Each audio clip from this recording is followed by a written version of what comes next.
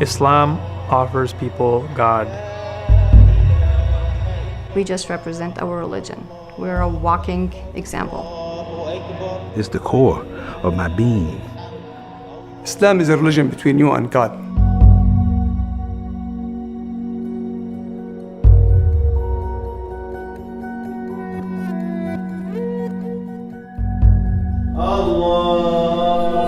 If they wonder what Islam means, it's actually peace.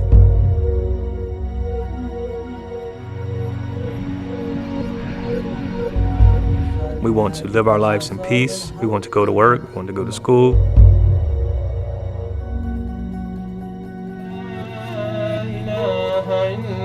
Muslims are part of this society now. You cannot separate them.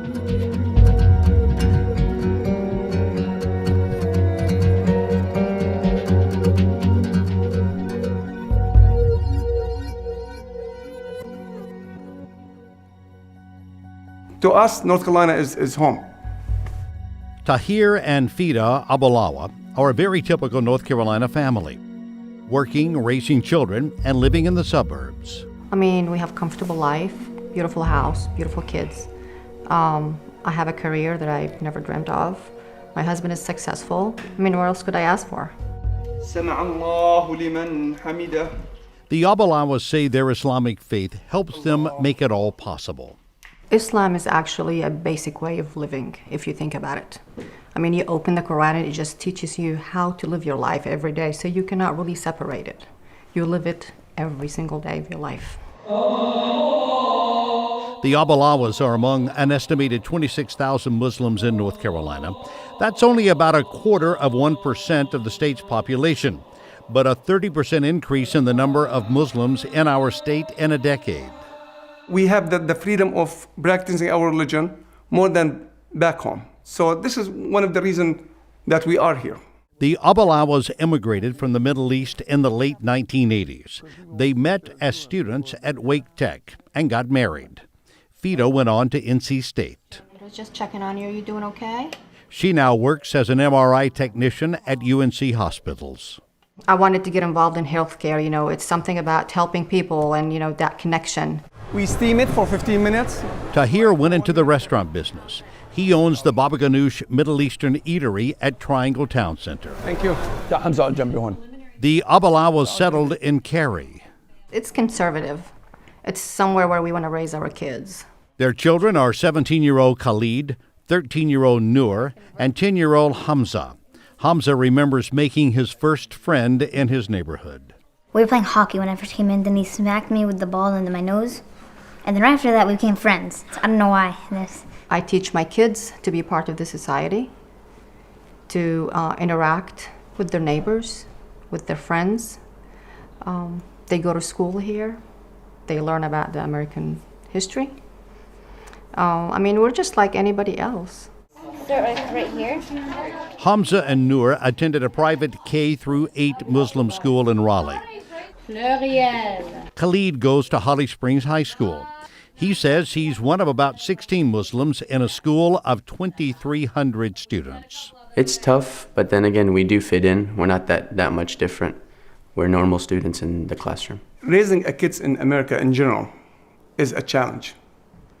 And I think it's more challenge to raise a Muslim kid in America. Like everything was ahead of schedule. Rules like not being able to date or eat pork are a challenge, and so are the questions. Sometimes they get asked, where are you from? And they're like, we're from here. And no, really, where are you from? And, you know, people don't get it. Like, we're from here. Here you go. No one really cared much about the Abulawas being Muslim until 9/11. Oh my God, another plane has just hit another building, flew right into the middle of it. We immediately became suspects as soon as 9/11 happened, all of us. We felt like our religion, our beliefs, our culture was questioned. Like, you know, why do you believe that way? Why do you pray 5 times a day? Why do you act this way? And I felt like it wasn't anybody's business. You know, I don't go ask my neighbor, why do you go to church on Sunday? You do have people who give you the comments like terrorist and what are you doing here? These looks, these stirs, and some comments like "go home," Go back home terrorist, or something. and I will stop them. I was like, "You need to talk to me. Come here, meet me, talk to me, know me, get to know me before you judge me." I had nothing to do with whatever happened on September 11. Don't group me, don't label me. It's not right.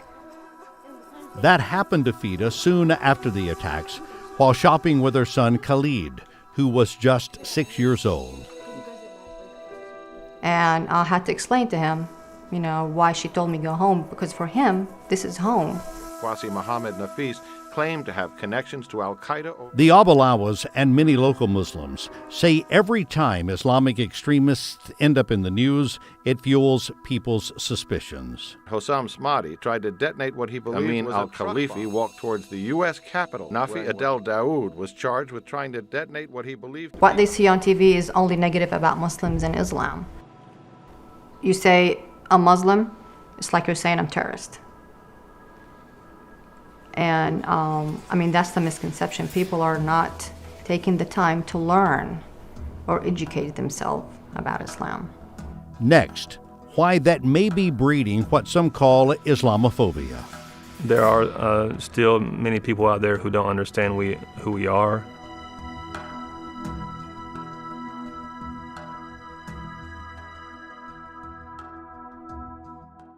And there's, you can see, perhaps the second tower, the front tower, the top portion of which is collapsing.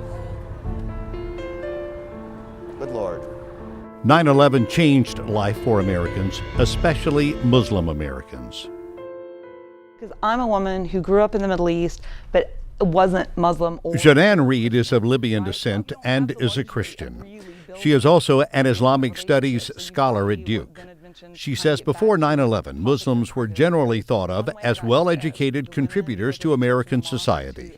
They were our doctor, they were our lawyer, they were our local favorite food chain, restaurant, whatever it was they were. You might have known they were Muslim, but even if you did, you didn't care. The worst terrorist attack in the history of this country. Reid says 9/11 made people care and put Muslim Americans on the defensive. She says the news media's continued focus on the violence of Islamic extremists fuels anti-Muslim sentiment. It's horrific. I mean, it is devastating. And I can tell you, all of my Muslim friends it's heartbreaking for them. Persian philosopher Mullah Sadra. University of North Carolina religion professor Carl Ernst shares Reid's sentiments. Ernst caused controversy in 2002 when he suggested a book containing passages from the Quran be required reading for incoming freshmen in Chapel Hill. He's working on a new book called Islamophobia in America, The Anatomy of Intolerance.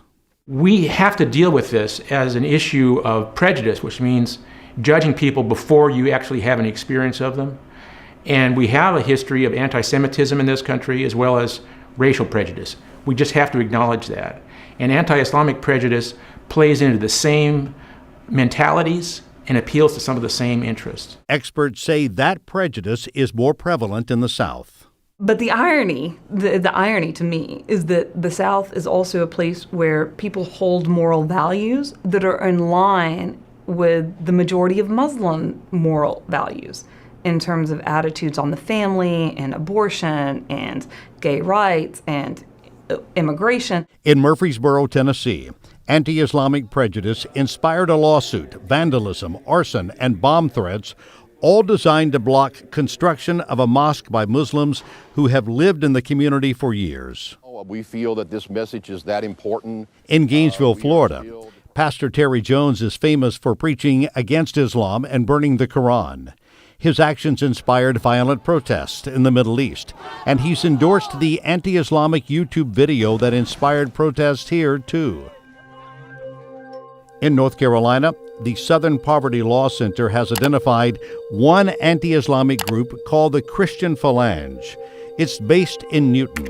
Its website calls Islam the enemy of Western civilization and says, like it or not, the United States is a Christian country.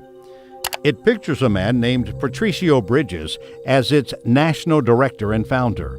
2 phone numbers we found for Bridges were out of service. A Google profile lists his employer as Griffiths Security in Hickory. The company says he no longer works there. The Christian Phalange's only listed contact information is a Newton post office box. We found Bridges' home address in Newton and rang his doorbell, but there was no answer. Bridges' next-door neighbor in his duplex apartment told us he was home, but is a recluse who would not answer the door. He never answers his door. The window on Bridges' door is covered with a Confederate battle flag. A sign on it says anyone coming through the door would be killed. The growing radicalism is actually coming from the far right since Obama has been president. Jabril Huff is the spokesperson for the Islamic Center in his hometown of Charlotte. He converted from Christianity to Islam in 1991. He says he's faced discrimination as a Muslim, including harassment on the job. There were people in management who told me I might be living in the wrong country. Harassment also came in the form of a letter sent to his mosque in April. It went to other mosques in the state, too. The letter repeatedly uses the N-word to refer to Muslims with modifiers like sand and jungle. I said this is a page right out of the Klan's playbook. The letter states Islam is purely evil and needs to be scrubbed from the face of the earth. It accuses the Prophet Muhammad of being an evil mental case and a pedophile. It spells prophet P-R-O-F-I-T. The writer claims to be a part of a group vowing to suppress Muslims and claims to have no problem killing Muslims legally if they try to retaliate. It was clearly an open threat. Huff reported the letter to the police and the FBI. The letter bears the signature of a woman who claims to have no involvement. There have been no arrests in the case. We contacted the FBI and it followed its standard protocol. The Bureau wouldn't say whether it's even investigating the threat and declined to talk with us about how it even handles such cases. Huff is disappointed the FBI or police haven't arrested anyone and that he's heard no more from them. He feels like his congregation is on its own. We're more vigilant, we're more aware of what's going on, and we are keeping our eyes and ears open. Huff says the letters reveal the same kind of hatred blacks faced during the civil rights movement. I think it's ignorance, it's fear, it's the fear of a changing America. Nasik Majid agrees. He's a Raleigh native who grew up during the days of racial segregation. And we can look back and say, how stupid, relatively to where we've progressed to today. Majid progressed pretty far himself. After graduating from Lincoln High School, he earned a bachelor's and master's degrees from North Carolina A&T. He then served his country in Vietnam as a decorated combat pilot flying B-52 bombers. It's quite an education being shot at. Majid became a businessman in Charlotte and served 4 terms on the Charlotte City Council. We'll be sending the wrong signal. I always made my oath on the Quran. That's because Majid, who was born Clarence Hayes, converted to Islam after the war. It's the core of my being. Islam is the second largest religion in the world next to Christianity. Islam, Christianity, and Judaism are known as Abrahamic religions because they all trace their origin back to the Hebrew Bible and its stated covenant between God and the prophet Abraham. Muslims see Jesus and Moses as forefathers to Islam and its prophet Muhammad. Jews and Christians have not officially recognized Muhammad as a prophet, so that's where the basic difference lies. There are a few differences in how Muslims see God and Jesus, but most of the core principles and how people should conduct their lives in all 3 religions are the same. Muslims obviously have a code of conduct, which is very much in line with many of the other Abrahamic faiths. What are our hearts like? The code includes respecting other religions, doing good for others, and forbids killing others except in self-defense. It says if you harm one, it's like you harm the whole humanity. And if you save the life of one, it's like you save the life of the whole humanity. But the recent convictions of 7 Raleigh area Muslims for plotting terrorist attacks raises doubts among some of the non-Muslims. The radicalization of Muslims here in our own country is a very serious threat. Not only is it a setback for us in our work reaching out to the community beyond the Muslim community, but it's a setback for us as a community because we feel fractured.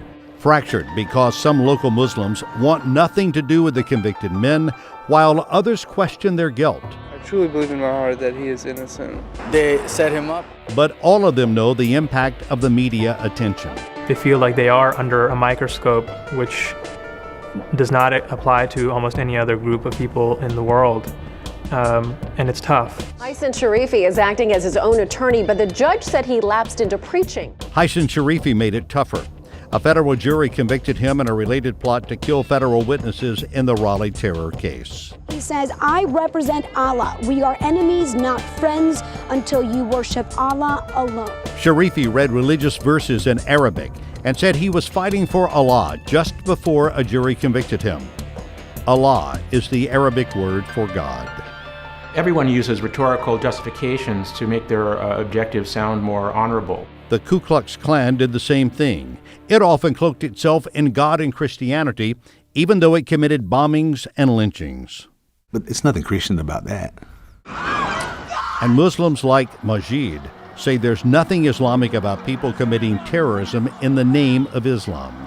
And then all you have to have is 1 or 2 crazy people, and that's exactly how I characterize them, to ruin it for everybody else. They don't understand what's the real meaning of Islam. They twist everything for their own benefits, like any other extremist in any other religion or any other country. X is negative 3. A concept that even Fida and Tahir's 13-year-old daughter understands. You know, people do things, and it's not because of their religion. It's because of who they are. And if they're not good people, it's not their religion that made them a bad person. It's themselves, and maybe it's what they grew up with. But it's not the religion that made them a bad person. What I know from research is that the violent extremists are the least knowledgeable about Islam. They know the least about the religion. They don't really know much about it at all. Reid and other experts say it's important to consider the numbers. There are an estimated 2.6 million Muslims in the U.S. Since 9/11, only 200 have been arrested in connection with terror plots. And for the most part, a vast majority of those 200 people have been arrested before they could even get to the later stages of their plots. I think that most Muslims who adhere to an ethical version of their understanding of Islam are horrified. In fact, we know from the statistics that the vast majority of Muslims do not approve of extremist tactics. What kind of Muslim are we? Many local Muslims say understanding that is the first step to understanding them. Read about Islam. Know more about Muslims. His name himself is Allah. Next, how some Muslims are reaching out so others can know and understand them. People need to know us before they judge us.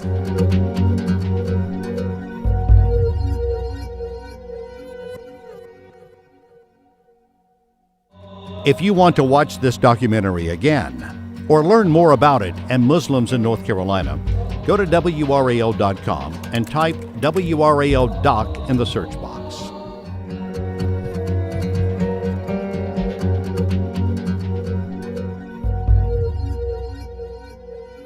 And who is Allah? Very quickly now, okay? Allah is an Arabic word used for God. Fiaz Fareed is speaking to a group visiting the Raleigh Islamic Center.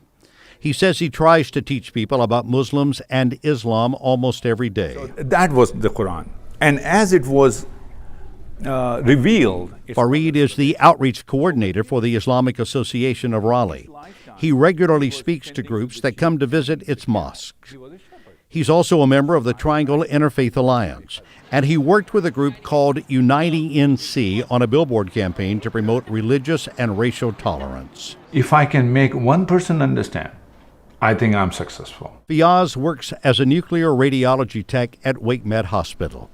He says he chose the healthcare field because helping people is one of the tenets of his Muslim faith. In fact, one of my elderly lady who I worked with said, "You know what? You are really a good Christian." I said, "Thank you, ma'am. Appreciate it." Fiaz and his wife Mohib were born in India. Mohib teaches at a local Muslim school. She too wants people to understand Muslims. Bye.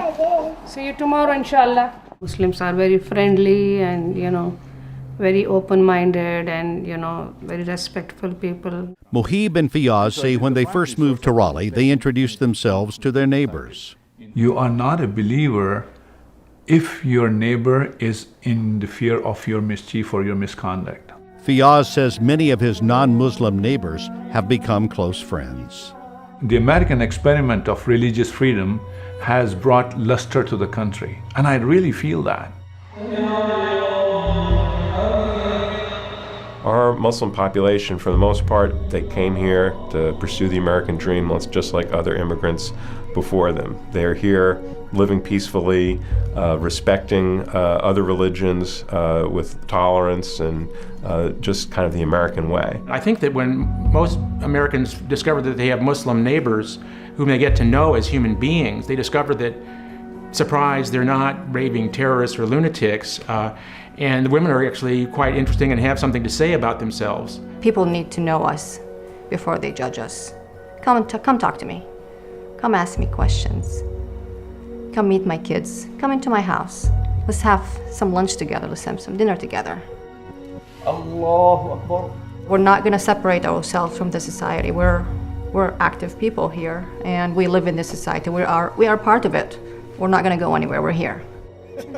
This is our home now. It's not. There's nowhere else to go. Islam is our religion. North Carolina is our hometown. That's how we look at it.